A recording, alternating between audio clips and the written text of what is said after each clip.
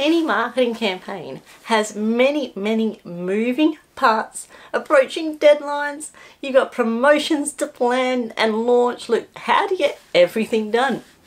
You can manage it all by keeping a marketing calendar.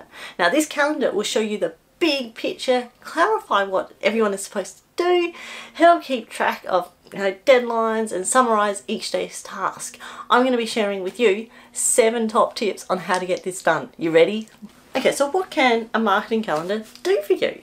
A marketing calendar contains all of your marketing activities that you've got planned in the near future, and it gives you a big picture view just at a glance. And you can easily see what needs to get done not only today, but this week, next month, next year ahead. Your marketing calendar, look, it keeps you organised. I know it keeps me organised.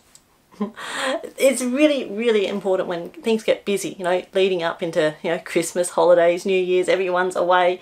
You need a content calendar. It's also easy to see what you have done, the progress you've made, and when times get busy, what you can scale back on so you can get the really important stuff done. Look, it just stops so much stress. Well, it attempts to stop so much stress and the overwhelm. When you do have this big picture view, you will find that things just don't sneak up on you as much. You won't be stuck, in that last minute scrambling to get something done, get it together for Black Friday, taken by that surprise that, oops, time is slipping through. What about Christmas present shopping? Has anyone come up with that one? Comment below if you're like me and haven't started yet. When this YouTube gets released, there'll be a couple of days until Christmas, so hopefully I've done it by then. Comment below if you're one of these that leave anything to the last moment. Moving right along. Look, we know in marketing you need to be consistent. You really need something to put that consistency in place so you know when to do it. So for example, if you are a regular blogger, if you like releasing a weekly newsletter, if you like posting on Instagram 3 times a week, you need to be able to write that down in your content calendar so you know. And once again, if you write it down, you're going to know about it. If you watched last week's video, all about my 5 top tips on how to make 2023 the best year yet, make sure you watch it because I'll tell you a little bit more detail on how to actually write down everything strategically. A marketing calendar also is a great way to see how your goals are progressing, so you can actually have something that's tangible in front of you to go, I am making progress, and it makes sure that you do get things done. Now firstly, your marketing calendar, not only that, but it increases your productivity and efficiency. Who here sits there in front of the computer going, I know I'm busy, but I can't remember what I'm going to do. It's just a marketing calendar will help you streamline those tasks, stop all of that mental blankness, and it will help just contribute to the overall success of all the campaigns that you want to put together. So step 1, set what your goals are. All your marketing should be built around goals. I'm a really big one for that one. Every campaign, so every promo, needs a really clear objective, or you don't see the results that you don't know yet that you're not getting. So you need to identify the goal for each campaign along with the promotion and any major milestones along the way.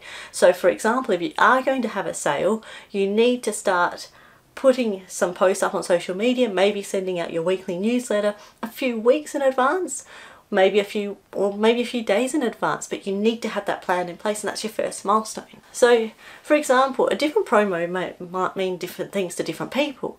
Your objective may be to nurture relationships to help with future sales down the track. So therefore you might want to have a freebie lead magnet so you can start offering the value and expertise that you have. However, you might find that it might be a revenue based goal and you need to get X amount of sales in. So that's what I mean when it's different type of objective. If it is that you want to grow your account by a certain number of followers, set that goal too. It's something measurable, tangible, and it makes you feel really good when you actually achieve it. Now if you don't achieve it, that's okay also, but learn from it and go, well, was it unrealistic in the first place, or what can I put in place in order to make it happen next time? Step number 2, identifying your target audience. All your marketing revolves around one thing. Can you guess? Your customer. You need to actually identify the group of people that then become your dream avatar, dream customer, your ideal customer, whatever it is that you call this particular person, but you need to work out exactly who you're selling your product to. Then that way you can make your copy, your creative, your marketing messaging just for that one particular person, and they'll just go, yep, that's me, you're talking to me, I want to buy from you. So you can use feedback from your target market audience already to work out and hone in on exactly who that particular person is. And when I say particular person, I don't just mean, you know, that person over there, I mean that persona. But talk to the one particular person and it will make your writing sound so personal because you're directing it at someone. Obviously don't use somebody's name and all of that, but direct it at that particular character. So step number 3. Choose your platform for your marketing calendar. Now you do have several options for this when it comes to creating your marketing calendar, but the actual tool, that's what I'm talking about. It could be paper-based, it could be pen and paper. Like if you want to go easy, absolutely. It could be printable or it could be fully online like cloud-based. Now decide what works best for you. A good place to start is look at the tools that you're already using. If you're already using something, just either go with it, or that might be the time to go, I'm going to have a bit of a look, a shop around and see if there's something better. If you do have a big team, and when I say big, you know, more than one person, or you might outsource certain things, you might find that an online cloud-based program might serve you well. Even just Google Calendar, that is a really good way of keeping things together. Other ones are Asana, Trello, Notion. They're all really, really good for certain particular reasons.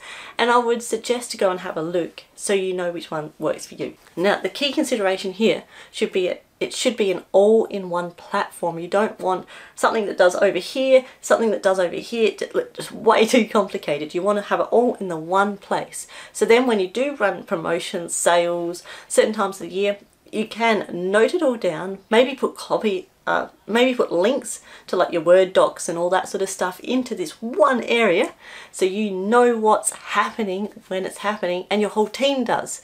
Even if that team's just you, you know. So choose a platform that's simple for everybody to use and they are used to it. Now, once you have something with ease of use in mind, then start exploring the features so they can make your task run smoother and you know all the ins and outs of the program. Try out a few of the different platforms before you start settling on one, so then you get the best thing for your business. Step 4, setting up your calendar. Decide how far up you want to set out your marketing calendar.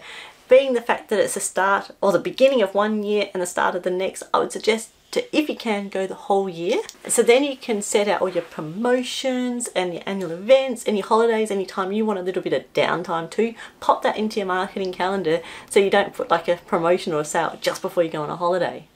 You can plan quarterly or even monthly, but have a general overview of the whole year right up front so you know what's coming. Step 5, fill in that marketing calendar. So now you're ready to fill in all the blanks and you know what to expect. Take the goal of each campaign and then break it up into the major milestones, whether it's send emails, make your social media posts, tasks that you really have to do, anything if you're going to outsource, put that all into your calendar. Include deadlines, any meetings you need, regular tasks that you need to do, and anything else, just put it all down. So some things to think about to include are obviously the promotions that you want to run, anything that's going to run regularly and anything that comes with a public holiday or an event like Black Friday, for example. Also add in things like your regular business reviews and a bit of an overview of your performance so you know where to tweak things. Pop in things like industry events. If you do face-to-face market stalls, pop them in also. Community events, anything that's happening in your area that's to do with your business. If you have a new product coming, this is a really big one. If you're expanding your products or you want to incorporate something new into your product range, write that in too so you have the lead up and then the launch and everything, all the exciting stuff that goes with it. And any changes that you have in your personal organization. So if somebody's going on leave, if somebody's starting work, if you need to hire someone new, even if the goal is, if you're a one man or one lady show and you want to hire someone in the new year, put that down too so you see and you've got something to work towards. Also, don't forget things that aren't deadline orientated. For example, It could be marketing research that needs to occur. Quite common, I suggest always every 6 months. So write that in. When are you going to run a research marketing campaign, internally?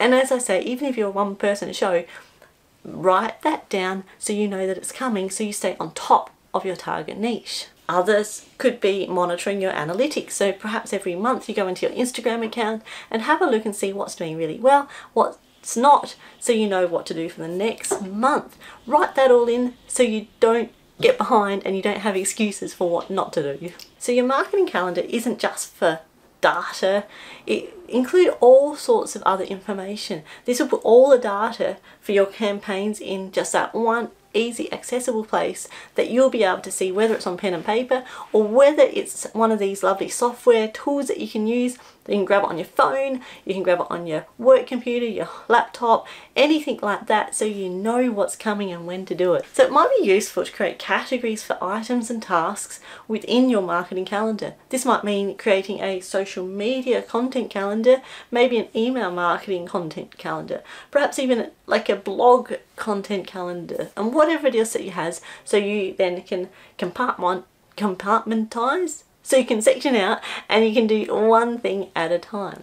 Step 6, assign roles. So if you're working with a team or perhaps you have a virtual assistant, make sure your calendar identifies who you need to assign that task to.